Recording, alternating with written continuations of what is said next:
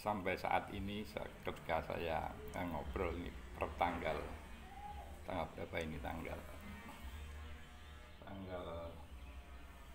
4 September ya, itu kabar Kaisang saya cari di beberapa kanal berita itu belum ada yang memberitakan keberadaan Kaisang. Ini dari sudut pandang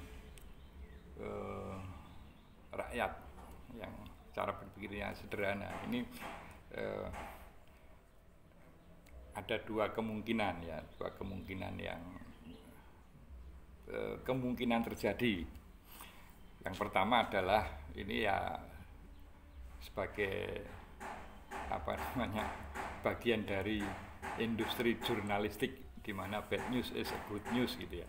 Artinya dalam benak masyarakat itu sebetulnya mosok sih menemukan seseorang untuk diberitakan itu sudah berapa hari ini nggak ketemu, padahal itu sosok yang sangat populer, sangat mengundang media untuk sebagai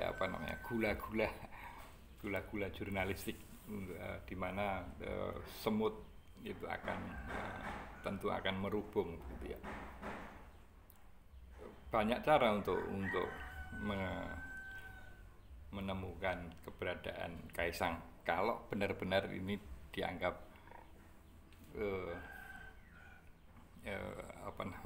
menghilang itu laporan beberapa kanal berita.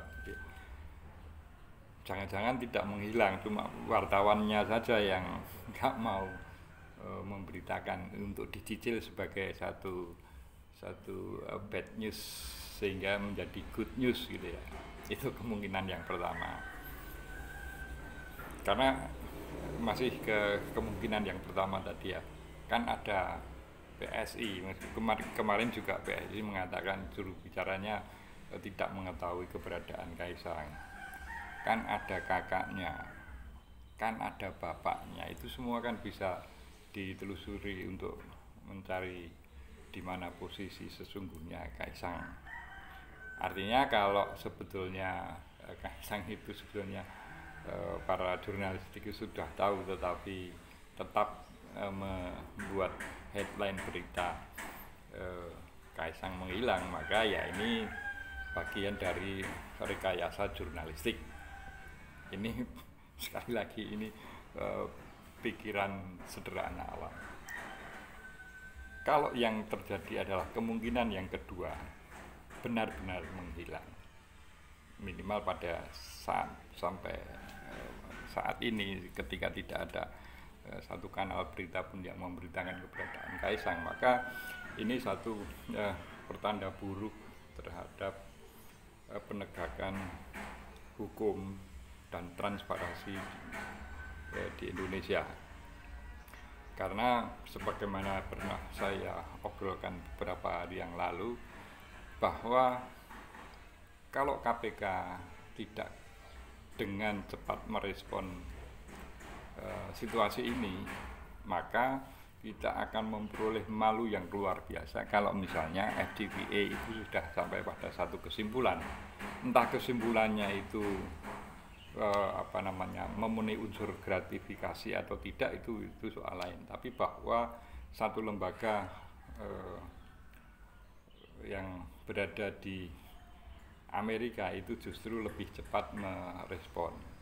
Nah, ini KPK harus adu cepat dengan sebelum lembaga-lembaga lain menemukan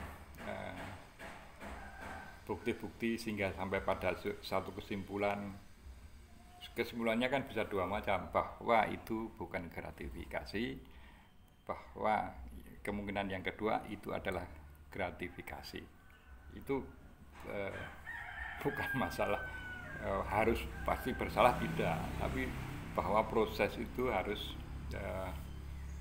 ya sebagaimana fungsi dari lembaga itu diadakan, bukan sekedar papan mentereng sebagai lembaga apa namanya, Komisi Pemberantasan Korupsi ini kan sangat mentereng gitu ya.